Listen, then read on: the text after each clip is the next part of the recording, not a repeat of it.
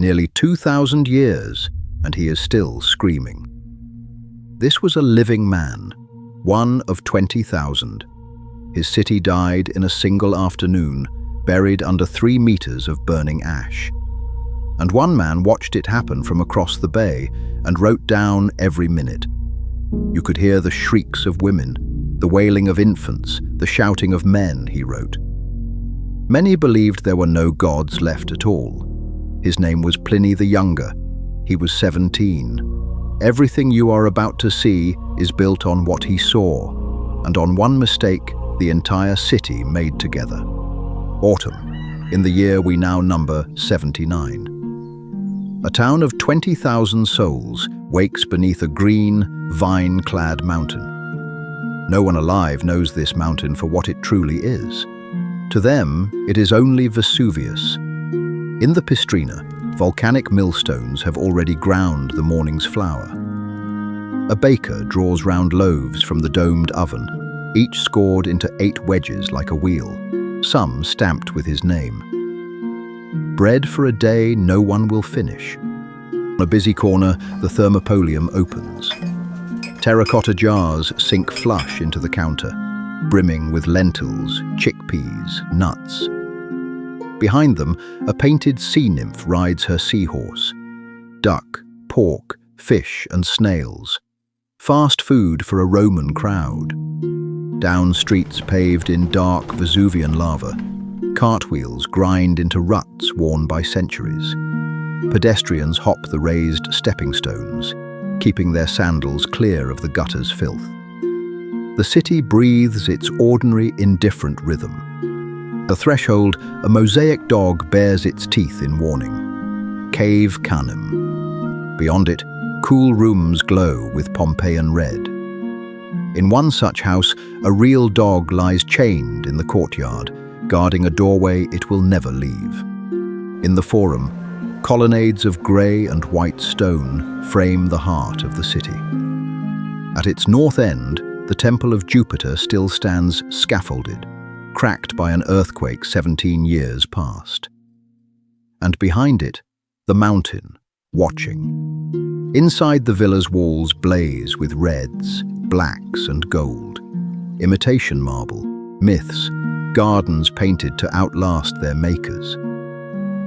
Sunlight crawls across a still life of pomegranates and grapes. The vintage is in. The wine jars stand sealed. The oldest stone amphitheatre in the Roman world waits for its games, awnings furled against the autumn sun. 20,000 lives move through this morning, unhurried, unafraid. High above them all, green Vesuvius holds its breath. At around 1 in the afternoon, the mountain the Romans believed long dead tears itself open. Magma rips through the summit, and a single deafening boom rolls across the entire Bay of Naples. The ground lurches beneath 10,000 vines. Column climbs. 20 kilometers, 33, punching into the stratosphere at 1.5 million tons a second. It rises on a single trunk, then spreads at its summit into branches, a monstrous pine of ash over the coast. 30 kilometers away across the water, at the naval base of Misenum, the strange tree of cloud is impossible to ignore. Here commands the fleet of Rome, and here a boy of 17 will become the eruption's only witness to leave us his words. Pliny the Younger sits over his books, a nephew in his uncle's house. 25 years later, he will write 2 letters to the historian Tacitus, and from them alone, we reconstruct these hours. Now he is only a boy watching a cloud he cannot name. His sister points it out. The heavy-set man beside her is Pliny the Elder, admiral of the fleet and author of a great natural history.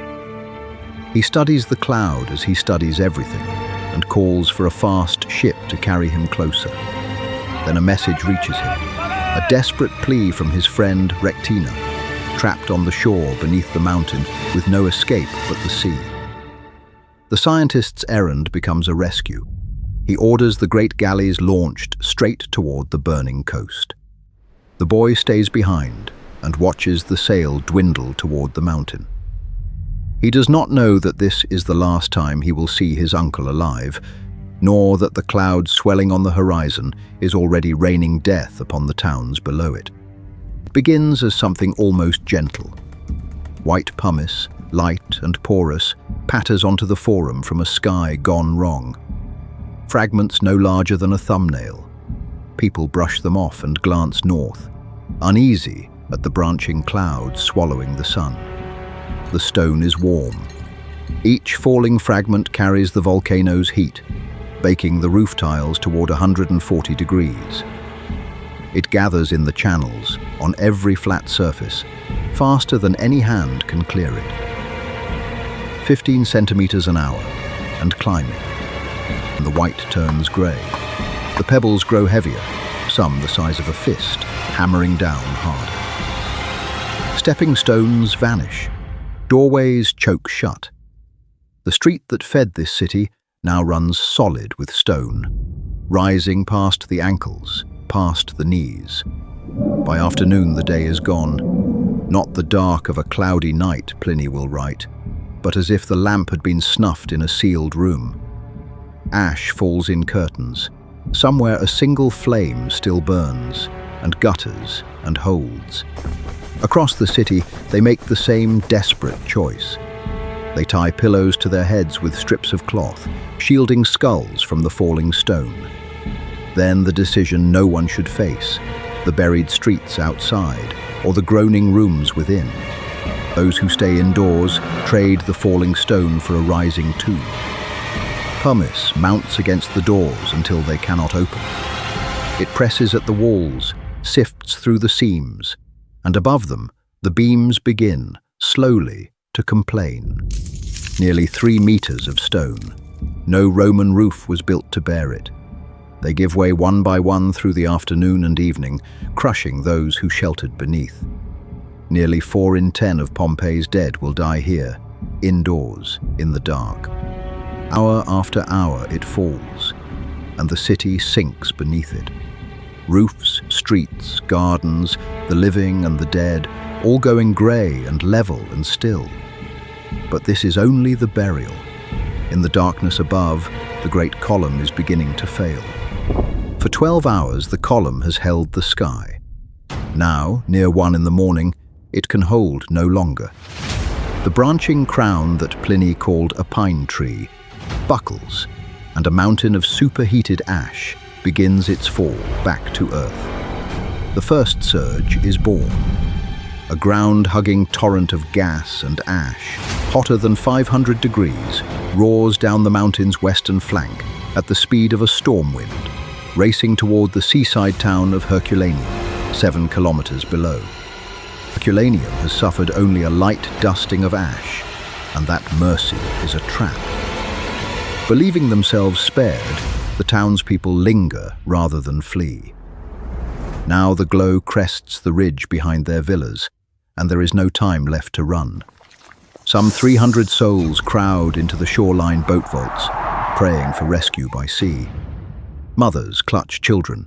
One woman wears her rings. When the surge reaches them, near 2 in the morning, it kills in a single breath, hot enough to strip flesh from bone. In seconds, Herculaneum ceases to exist. The dense flows bury the resort under more than 20 meters of scorching rock, carbonizing wood, food, and scrolls where they lie. The first great city has fallen, hours before dawn, and its neighbor does not yet know. Across the bay at Stabiae, the fleet's admiral Pliny the Elder plays a deliberate calm. He has bathed, he has dined, he even sleeps and snores aloud, performing normal life to steady the terrified household as pumice piles ever higher against the bedroom door outside. By first light, the household ties pillows over their heads against the falling stones and flees to the shore. There, on the sand, the stout naturalist falters and falls. Overcome by the fumes, Pliny the Elder dies, found days later, more like sleep than death. Messina, the 17-year-old nephew, watches a black cloud spread over the sea toward him, like a flood. The ground shakes, the water withdraws, and darkness falls like a lamp snuffed in a sealed room. He flees with his mother, sure the world is ending. Dawn breaks grey and false over a wounded city.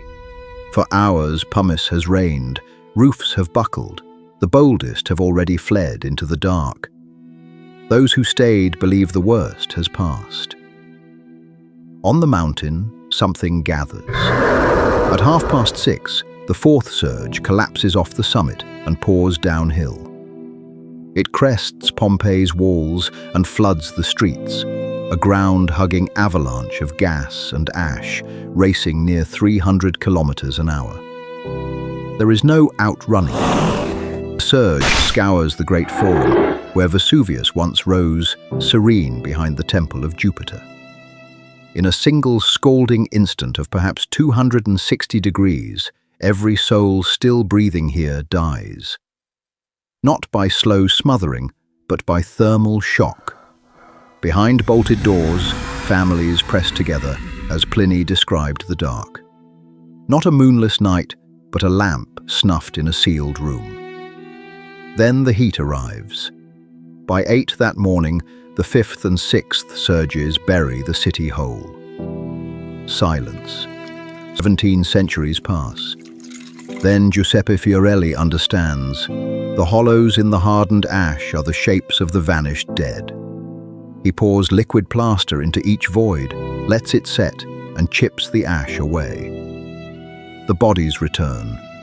A guard dog, chained at a fuller's house, unable to break its leash. The plaster captures its final agony exactly, twisting on its back. Cast in November of 1874, it strains still, forever, against a leash that no longer holds it. In a former vineyard, 13 fugitives fall together, reaching for the gate, mothers shielding children to the last. They are not statues, but people paused. Pompeii did not end. It was stopped, mid-breath, and made to face us across 2,000 years.